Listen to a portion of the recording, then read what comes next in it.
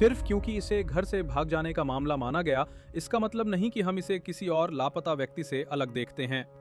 शुरुआत में ऐसा लगा कि रॉबर्ट भी भाग गया है, लेकिन उसकी गुमशुदगी जल्दी ही कुछ और ही खतरनाक बन गई। एक हत्या जिसे सुलझाने में करीब 10 साल लग गए। मैं एंजेला लेवी हूँ और ये है क्राइम फिक्स।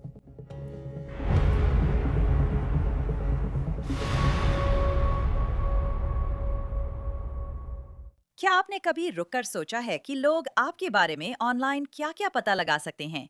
अगर आप रुककर इस बारे में सोचें तो ये वाकई डरावना है। आपका नाम, फोन नंबर और पता वेब पर उपलब्ध होते हैं, जिन्हें डेटा ब्रोकर बेच सकते हैं। हमारे प्रायोजक इनकॉग्नी आपको इससे छुटकारा दिलाते हैं। वे पता लगाते हैं कि किन डेटा ब्रोकरों के पास आपकी जानकारी है और उसे हटाने को कहते हैं। साइन अप करते ही उन्होंने 50 से ज्यादा ब्रोकर्स ढूंढे जिनके पास मेरी जानकारी थी, और कुछ ही दिनों में वो हटने लगी। सेटअप में कुछ मिनट ही लगे। आप अकाउंट बनाते हैं जिससे कॉग्नी आपकी ओर से काम कर सकता है, बाकी सब वही संभालते हैं। अनलिमिटेड प्लान्स के कस्टम रिमूवल्स फीचर से आप वे खास लिंक सबमिट कर सकते हैं जहां आपका डेटा दिखता है, और प्राइवेसी एक्सपर्ट्स की टीम उन्हें हटा देगी। अगर आप ऑनलाइन सुरक्षा चाहते हैं तो इनकॉग्नी से अपने डेटा पर फिर से नियंत्रण पाएं। वार्षिक प्लान पर 60% छूट के लिए कोड क्राइम फिक्स इस्तेमाल करें। नवंबर 2016 में रॉबर्ट बी गायब हो गया। वो सिर्फ 13 साल का था और बिना किसी सुराग के अचानक गायब हो गया। इलिनॉय के पेकिन में पुलिस ने उसकी तलाश शुरू की। पेकिन पियोरिया के दक्षिण में स्थित लगभग 31,000 लोगों का शहर है।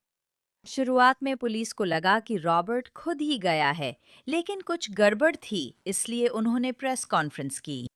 17 नवंबर को मेरा मानना है कि डिस्ट्रिक्ट 108 के एक स्कूल अनुपस्थिति अधिकारी ने पेकिन पुलिस अधिकारी के साथ रॉबर्ट बी के घर गए, जहां बच्चे के स्कूल न जाने पर मां को स्कूल से गैर हाजिरी का चालान जारी किया गया।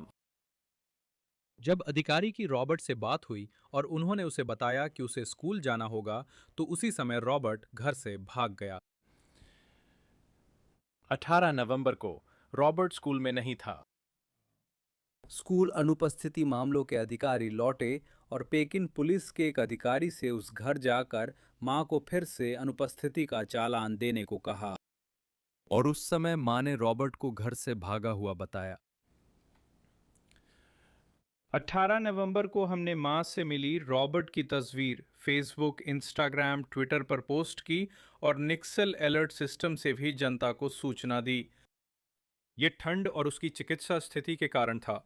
उसे तुरंत लापता और संकटग्रस्त किशोर घोषित किया गया।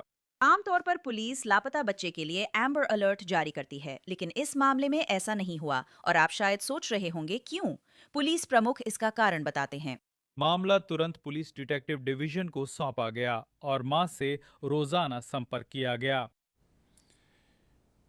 हमें करीब 30 सुराग मिले और सभी पर कार्रवाई की गई, लेकिन 18 नवंबर के बाद रॉबर्ट बी के देखे जाने की पुष्टि नहीं हुई है। हमें अन्य एजेंसियों का सहयोग और सहायता मिली है, क्योंकि हमें आसपास के अन्य समुदायों से लगातार जानकारी मिल रही है। हम इस मामले की कुछ बातें स्पष्ट करना चाहते हैं। हम एम्बर अलर्ट सक्रिय करने में असमर्थ हैं, क्योंकि ये उन मानदंडों को पूरा नहीं करता जिसमें स्पष्ट रूप से कहा गया है कि कानून प्रवर्तन को पुष्टि करनी होती है कि बच्चे का अपहरण हुआ है। हमें रॉबर्ट बी के अपहरण की कोई जानकारी नहीं है।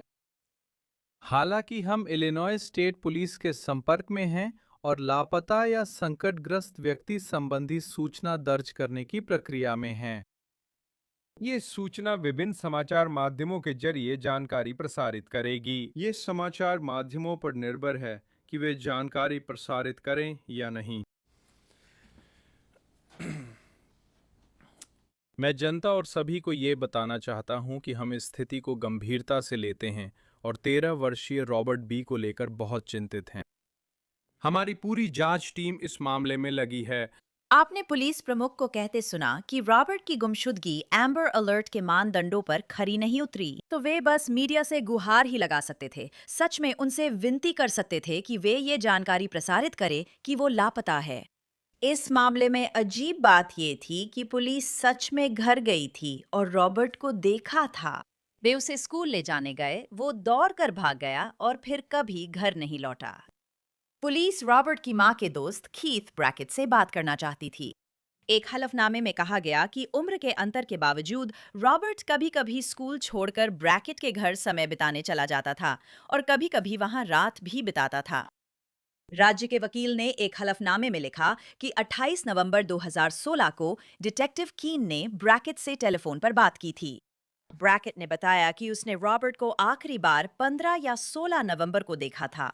18 नवंबर को लिसा ने उसे फोन कर कहा कि वो घर जाकर देखे कि क्या रॉबर्ट वहां है।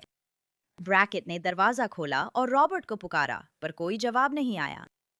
ब्रैकेट ने बताया कि वो ट्रेसी के साथ बाहर गया था और अभी शहर लौटा है। अब कई हफ्ते बीत गए और जासूस एक बार फिर कीथ ब्रैकेट के पास रॉबर्ट की गुमशुदगी के बारे में पूछताछ करने गए। जासूस ने एक हलफनामे में लिखा, 16 दिसंबर 2016 को डिटेक्टिव कीन और डिटेक्टिव सार्जेंट रेनी ने ब्रैकेट से पूछताछ की। ब्रैकेट ने बताया कि 16 नवंबर 2016 को कई लोग, जिनमें लीसा बी और ट्रेसी भी शामिल थी, उसके घर पर पार्टी कर रहे थे। 18 नवंबर 2016 को लगभग सुबह 8 बजे लीसा ने उसे मैसेज किया और उसे पूछा कि क्या वो देख सकता है कि रॉबर्ट उसके घर पर है या नहीं। ब्रैकेट ने कहा कि वो सुबह 9:15 बजे लीसा के घर पहुंचा। दरवाजा खुला था, लेकिन आवाज लगाने पर कोई जवाब नहीं मिला। उसने बताया कि वह ट्रेसी को लेने यूरेका गया ताकि वे सदर्न इलिनॉइस जाकर नौकरी के लिए आवेदन कर सकें। इंटरव्यू में ब्रैकेट ने बताया कि वो अकेले सदर्न इलिनॉइस गया था। ब्रैकेट ने अपने सेल फोन का डेटा डाउनलोड करने की अनुमति दी। ब्रैकेट के सेल फोन रिकॉर्ड की बाद की समीक्षा में पता चला कि ब्रैकेट का सेल फोन 18 नवंबर 2016 को दोपहर 12:48 बजे अभी भी पेकिन में ही था। ऐसा लग रहा था कि जासूस कहना चाह रहे हैं कि उसने वहां झूठी जानकारी दी थी। अब और समय बीता, पर रॉबर्ट पी का सुराग नहीं मिला। इस हफ्ते आपका greater Peoria area crime stopper, जो पियोरिया, टैजवेल और वुडफोर्ड काउंटियों में सेवा देता है, आपको पेकिन ले जाता है ताकि आप एक लापता व्यक्ति के मामले पर ध्यान केंद्रित कर सकें। 18 नवंबर को 13 वर्षीय रॉबर्ट बी को उसकी मां द्वारा घर से भागा हुआ बताया गया था। जासूसों ने रॉबर्ट को खोजने के लिए कई घंटे काम किया, लेकिन कोई सफलता नहीं मिली। राज्य और संघीय अधिकारी पेकिन पुलिस के साथ मिलकर सेंट्रल इलिनॉय के कई स्थानों पर सुरागों की जांच कर रहे हैं। तलाशी, पूछताछ और जमीन पर खोजबीन की गई है, लेकिन जांचकर्ता अभी तक रॉबर्ट को ढूंढने में सफल नहीं हो पाए हैं। रॉबर्ट की लंबाई 4 फीट 6 इंच, वजन 110 पाउंड है। उसे लाल ग्रे शर्ट, नीली जीन्स और लाल नाइकी जूते में देखा गया था। मैं डिटेक्टिव माइक ईटन हूँ। क्राइम स्टॉपर्स इस हफ्ते ऐसी जानकारी पर इनाम देंगे जिससे रॉबर्ट बी की तलाश में मदद मिले। फिर जुलाई 2017 में एक भयानक और डरावनी खोज हुई। राज्य के अटॉर्नी ने लिखा, 24 जुलाई 2017 को रूट 29 पर स्थित एक घर के पीछे एक सुनसान इलाके में कंकाल के अवशेष मिले। पेकिन पीडी, तजावेल काउंटी शेरिफ विभाग और आईएसपी के जासूस मौके पर पहुंचे। कंकाल के अवशेषों के अलावा 2 अलग-अलग रंगों की 2 प्रकार की रस्सियां और एक गड्डी डक्ट टेप और काली इलेक्ट्रिकल टेप, जिसमें इंसानी बाल फंसे हुए प्रतीत हो रहे थे, भी मौके पर मिली। आगे की जांच में पता चला कि जिस संपत्ति पर अवशेष मिले थे, वो एक महिला के नाम थी जिसका नाम मैरी था। मैरी से पूछताछ की गई और उन्होंने बताया कि वो संपत्ति की मालिक हैं, पर उसकी देखभाल उनके भतीजे कीथ ब्रैकेट करते हैं।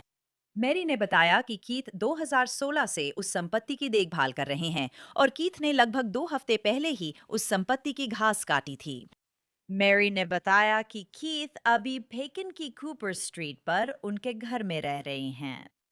तजवेल काउंटी के डिटेक्टिव्स उस घर पर गए और जब वे घर के पास पहुंचे तो उन्होंने घर के बाहर कुछ रस्सी देखी जो रंग और बनावट में उस रस्सी के जैसी लग रही थी जैसी कि उस जगह पर मिली थी जहां कंकाल के अवशेष पाए गए थे।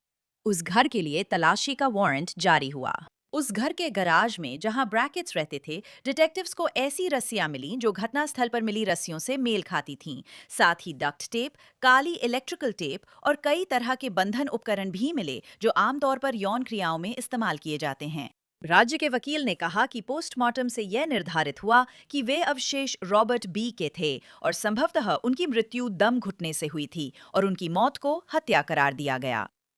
अगले दिन डिटेक्टिव्स कीथ ब्रैकेट के पास थोड़ी बातचीत के लिए वापस गए और उन्होंने कहा कि ब्रैकेट उनसे बात करने के लिए राजी हो गए। राज्य के वकील ने लिखा, 25 जुलाई 2017 को लगभग 5:15 बजे शाम को पेकिन डिटेक्टिव हैजलवुड ने ब्रैकेट से पूछताछ की। इंटरव्यू में डिटेक्टिव हैजलवुड ने ब्रैकेट से पूछा कि दिन में जहां कंकाल मिले वहां शव रखने का सबसे अच्छा तरीका क्या है।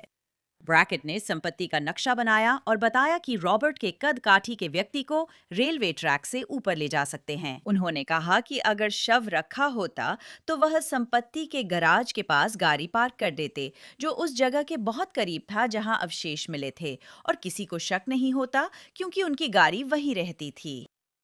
ब्रैकेट ने कहा कि वो उस जंगल में जहां अवशेष मिले 2-3 साल से नहीं गए थे। ब्रैकेट ने बताया कि वो उभयलिंगी हैं और BDSM में रुचि रखते हैं, यानी बंधन, वर्चस्व, यौन अंगभंग, और वो शिकागो और शैंपेन के BDSM क्लबों में यौन संबंध बनाने जाते थे। आमतौर पर BDSM का मतलब होता है बंधन, वर्चस्व, सैडिज्म और मैसोचिज्म।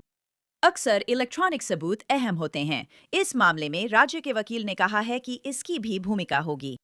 उसने लिखा, 12 दिसंबर 2019 को ब्रैकेट के गूगल अकाउंट के लिए एक सर्च वारंट जारी किया गया था। ब्रैकेट के डेटा पर फोरेंसिक जांच की गई थी। जांच में पता चला कि ब्रैकेट कई बार उस इलाके में गया था जहां अवशेष मिले थे। 18 नवंबर 2016 से 24 जुलाई 2017 के बीच, जिसमें 17 अप्रैल 2017 भी शामिल है, जब उसका मोबाइल फोन उस जगह से लगभग 30 फीट की दूरी पर था जहां अवशेष मिले थे। ब्रैकेट की आवाज की एक गूगल वॉइस सर्च बरामद हुई, जो 24 जुलाई 2017 को पूरी की गई थी, ठीक उसी दिन जब अवशेष मिले थे, और वो भी कुछ ही घंटों बाद। और जासूसों के ब्रैकेट के घर पहुंचने या उससे बात करने से पहले ब्रैकेट ने वॉइस सर्च में पूछा था, रस्सियों पर DNA कितने समय तक रहता है। जब वॉइस सर्च हुई थी तब सिर्फ कानून प्रवर्तन एजेंसियों को पता था कि कंकाल के पास रस्सियां मिली थीं।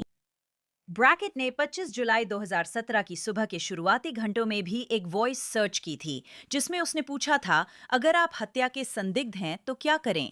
कीथ ब्रैकेट 2018 में घर में घुसकर चोरी और अन्य अपराधों के लिए जेल गया था, लेकिन दिसंबर 2025 में पैरोल पर रिहा हुआ।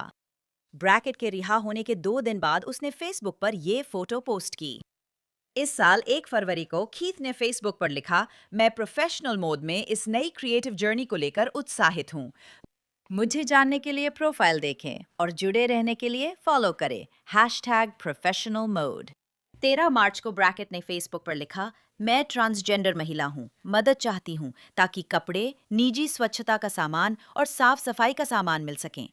मैं एक महिला हूँ, कोई मजाक नहीं, इंसान हूँ जो सड़कों और इलिनॉय के पियोरिया में ड्रीम सेंटर में रहती हूँ। मैं आपसे समर्थन चाहती हूँ ताकि यहाँ से बाहर निकलकर वही बन सकूँ जो मुझे बनना है। अगर आप होमोफोबिक हैं, मैं फिर भी आपकी दोस्त रहूंगी। अगर आप होमोफोबिक हैं तो भी मुझे आपको जिंदगी की सच्चाई समझाने दीजिए कि मैं भी इंसान हूँ, मैं भी यही मानती हूँ। मेरी भी वही त्वचा और रंग था, इसलिए रंग मायने नहीं रखता। लेकिन दिन के अंत में हम सब अपनी माँ के गर्भ से ही जन्मे हैं। हम सब एक जैसे हैं, इससे कोई फर्क नहीं पड़ता। रंग कोई मायने नहीं रखता, नस्ल भी कोई मायने नहीं रखती। यौनिकता असल में जो मायने रखता है वो ये है कि हम सब एक जैसे हैं। कृपया मेरी मदद करें, मुझे स्पॉन्सर करें और पैसे भेजें ताकि मैं वो चीजें खरीद सकूं जिससे मैं वही बन सकूं जो मैं हूं। कीथ ने फेसबुक पर फ्लायर पोस्ट कर बताया कि अब वो एमी जो कहलाना चाहती हैं। उन्होंने लिखा, जेल में मेरी जिंदगी बदलने वाली सर्जरी हुई और मैं वही इंसान बन गई जो हमेशा बनना चाहती थी, एक महिला। अब एक बेघर व्यक्ति के रूप में मैं इस बदलाव को पूरा नहीं कर पा रही हूँ। मैं दान मांग रही हूँ ताकि महिलाओं के कपड़े, मेकअप, परफ्यूम, हेयर क्लिप्स जैसी चीजें खरीद सकूं जो मुझे खुद बनने में मदद करें। फ्लायर पोस्ट करने के 1 महीने से कम समय बाद और रॉबर्ट बी के 9 साल से ज्यादा गायब रहने के बाद पुलिस ने घोषणा की कि कीथ ब्रैकेट उर्फ एमी जो ब्रैकेट पर रॉबर्ट की हत्या का आरोप है। आज सुबह पेकिन पुलिस जासूसों ने 48 वर्षीय कीथ ए ब्रैकेट पूर्व पेकिन निवासी 2016 में रॉबर्ट बी की हत्या के आरोप में गिरफ्तार हुए। ब्रैकेट को प्रथम श्रेणी हत्या और हत्या जनित मृत्यु को छिपाने के आरोप में गिरफ्तार कर तस्मान काउंटी जेल भेजा गया। FBI सहित कई एजेंसियों ने इस मामले पर काम किया है। तस्मान और पियोरिया काउंटी की सर्च और रेस्क्यू टीमों ने हमारे अनुरोध पर सैकड़ों बल्कि हजारों एकड़ जमीन की तलाशी ली है। Illinois State Police Air Operations, Illinois State Police Crime Scene Technician, FBI Surveillance Team A, Quantico में FBI's Behavioral Analysis Unit, और Illinois State Police Crime Lab और Quantico में FBI लैब के वैज्ञानिकों का विशेष धन्यवाद। उन्होंने इस जांच में हमारी मदद करने में घंटों अनगिनत घंटे बिताए हैं। हमने कई बार अनुरोध किए हैं और उन्होंने हमेशा उन सभी अनुरोधों को स्वीकार किया है। तो इस बेहद परेशान कर देने वाले मामले पर चर्चा करने के लिए मैं विल स्विलर को बुलाना चाहती हूँ। वो एक सेवानिवृत्त शिकागो पुलिस डिटेक्टिव हैं जिन्होंने हत्या के मामलों पर काम किया है। ये जाहिर तौर पर आपसे काफी दूर पेकिन, इलिनॉय में है। हालांकि हत्या का मामला तो हत्या का मामला ही होता है। मेरे लिए जो बात दिलचस्प है वो ये है कि ऐसा लगता है कि उनके पास ये सबूत 2019 से ही थे। कीथ ब्रैकेट, जो अब एमी के नाम से जाने जाते हैं, को दिसंबर 2025 में एक सेंधमारी के मामले में पैरोल पर रिहा किया गया था और उन्हें जेल से छोड़ दिया गया था। अब क्यों? वे अब अप्रैल 2026 में इस मामले में आरोप क्यों लगा रहे हैं? ठीक है, आपने सही कहा। उसे 7 साल के लिए बंद कर दिया गया था। 7 साल तक। मुझे लगता है कि इस मामले की शुरुआत से ही उनके पास यह विचार था कि यही वो आदमी है जिसे वे ढूंढ रहे थे। यही वो आदमी था जो इसके लिए जिम्मेदार था। निश्चित रूप से जब उस गरीब बच्चे के अवशेष उसकी चाची के घर के पीछे मिले तो ये बात और भी पक्की हो गई। इससे इस मामले को और बल मिला। उन्होंने बहुत सारे सर्च वारंट निकाले, उन्होंने बहुत काम किया, लेकिन वो बंद था। वो 7 साल तक बंद था, तो उनके पास समय था कि वे आराम से बहुत व्यवस्थित तरीके से काम करें। ये सुनिश्चित करें कि वे कुछ भी ना छोड़ें और अभियोजकों के सामने पेश करने के लिए एक मजबूत केस तैयार करें। और फिर जैसे ही उसे पैरोल पर रिहा किया गया, उसे पकड़ने का समय आ गया। लेकिन वो 3 महीने से बाहर है। तो खैर, वो 3 महीने से भी ज्यादा समय से बाहर है। तो क्या आपको लगता है कि वे बस पीछे बैठकर देख रहे थे कि वो क्या करता है? मेरा मतलब है, आपको क्या लगता है कि चल क्या रहा था? मुझे लगता है वे केस तैयार कर रहे थे। जैसा आपने कहा, इसमें 7 साल लगे। उस बच्चे की मौत के बाद करीब 10 साल लगे। लेकिन मुझे लगता है कि पुलिस इस पूरे समय अपना केस बना रही थी। सर्च वारंट, बैकग्राउंड चेक, वे इस पहेली को जोड़ रहे थे। वो बाहर आने के बाद 3 महीने हाफवे हाउस में रहता है। क्या वो राज्य से बाहर जाने की तैयारी कर रहा है, जबकि पैरोल पर बिना इजाजत ये मुमकिन नहीं? मुझे लगता है वे अपना केस तैयार कर रहे थे। शायद किसी और, शायद फोरेंसिक सबूत का इंतजार था। लेकिन मुझे लगता है कि उनके लिए आरोप लगाने का ये सही समय है। बहुत दिलचस्प। उनके पास वही सबूत थे जो प्रोबेबल कॉज एफिडेविट में बताए गए हैं। उनके पास इनमें से ज्यादातर चीजें कम से कम 2017-2019 से थीं। और जो उनके पास अभी है वो कुछ ऐसा है जो काफी मजबूत परिस्थितिजन्य सबूत लगता है। मेरा मतलब है, पुलिस के अनुसार कीथ ब्रैकेट द्वारा देखरेख की जा रही संपत्ति पर गरीब रॉबर्ट्स के अवशेष मिले हैं। आपके पास अवशेष हैं जो चीजों, रस्सी, टेप से बंधे हुए हैं, जो उस समय ब्रैकेट की संपत्ति पर पाए गए सामान के समान हैं जहां वो रह रहा था। आइए अभी सिर्फ उन 2 चीजों के बारे में बात करते हैं, फिर हम बाकी चीजों पर चर्चा करेंगे। ठीक है, रस्सी के बारे में बात करें। जब आप समान रस्सी कहते हैं, क्या वो वही रस्सी है? फर्क है। साधारण रस्सी, मेरा मतलब है बचाव पक्ष साधारण रस्सी पर यह तर्क दे सकता है कि कितने लोगों को इस तरह की रस्सी तक पहुंच मिल सकती है। तो ये एक हिस्सा है, ये पहेली का एक टुकड़ा है। लेकिन अगर आपके पास रस्सी के सिरे हैं जो अवशेषों से मिले हैं और जो आपको उस सर्च वारंट के तहत मिले हैं, अगर आपके पास रस्सी के सिरे हैं जो साफ साफ काटे गए हैं और आप कह सकते हैं कि वे एक ही औजार से काटे गए हैं, तो अब ये प्रत्यक्ष सबूत बन जाता है, ना कि परिस्थितिजन्य सबूत। ये औजार के निशान होते हैं, जैसे सेंधमारी के औजार दरवाजे पर खास पैटर्न छोड़ते हैं। अगर आप उस औजार को दरवाजे की चौखट पर लगाएं, तो कह सकते हैं कि उसी ने निशान बनाया, जैसे फिंगरप्रिंट। वो रस्सी बहुत अहम है अगर उसे जोड़ा जाए औजार के निशानों से, तो वो सीधा सबूत बन जाता है, ना कि परिस्थितिजन्य। और जहां शव मिला है उसकी नजदीकी की बात करें, तो मेरा मतलब है ये जितना मजबूत परिस्थितिजन्य सबूत हो सकता है उतना ही है। आप जानती हैं, बचाव वकील इस पूरी रस्सी और टेप वाली बात की एक कमी निकालेगा। वो ऐसा जरूर करेंगे, लेकिन पुलिस के पास काफी समय था कि वो रॉबर्ट के अवशेषों से जो भी मिला उसे ले जाकर लैब में कीथ ब्रैकेट के घर से मिली चीजों से तुलना कर सकें। उनके पास ये पास करने के लिए बहुत समय था और शायद कौन जानता है क्या इन चीजों की रसीदें घर पर थीं? ये भी एक संभावना हो सकती है। बिल्कुल, आप जानते हैं, फिर से कहूं, वो बच्चा 2016 में गायब हो गया था। क्या वो आदमी दुकान पर गया था? क्या कोई होम डिपो की रसीद है? क्या कोई क्रेडिट कार्ड चार्ज है? मुझे पता है कि उन्होंने उसके फ़ोन पर कई सर्च वारंट लगाए थे और वे उसकी जियो लोकेशन पता करने में सक्षम थे कि वो लापता होने के समय कहाँ था। तो हाँ, काफी समय था, जैसा आपने कहा, 7 साल जेल में, अपराध को हुए 10 साल हो गए और अवशेष मिलने के 9 साल हो गए। ये सब करने के लिए काफी समय था ताकि आदमी के खिलाफ केस लाने पर आप पूरी तरह तैयार रहें। मुझे लगता है कि यहाँ सबसे ज्यादा फंसाने वाले सबूतों में से एक है इस बात को छोड़कर कि ये बच्चा उसके घर पर समय बिता रहा था, रॉबर्ट कीथ के घर पर था और हम इसके बारे में अभी बात करेंगे। लेकिन कीथ ब्रैकेट के गूगल अकाउंट की फोरेंसिक जांच की गई थी। ये सब इस केस के हलफनामे में ये सब है जिसे डिटेक्टिव ने लिखा था, या कहे तो राज्य के वकील ने। डिटेक्टिव्स ने ये जानकारी जुटाई थी। चलिए स्क्रीन पर दिखाते हैं। इसमें लिखा है कि 12 दिसंबर 2019 को ब्रैकेट के गूगल अकाउंट पर सर्च वारंट जारी हुआ था और उन्होंने उस डेटा की फोरेंसिक जांच की और उन्होंने कहा कि उन्होंने पाया कि वह कई बार अवशेषों के इलाके में था। 18 नवंबर 2016 को जब रॉबर्ट लापता हुआ था और 24 जुलाई 2017 के बीच, जिसमें 17 अप्रैल 2017 भी शामिल है, इसमें कहा गया है कि उसका मोबाइल फोन लगभग 30 फीट के भीतर उस जगह पर था जहां अवशेष मिले थे। हम बात कर रहे हैं, मुझे नहीं लगता वे वहां मोबाइल फोन ट्रायंगुलेशन डेटा की बात कर रहे हैं, शायद गूगल डेटा की बात कर रहे हैं जो ज्यादा सटीक हो सकता है। हाँ, जब मैं ये कर रहा था तब गूगल डेटा नया था। ट्रायंगुलेशन से ही हम सेल टावरों से पता लगाते थे।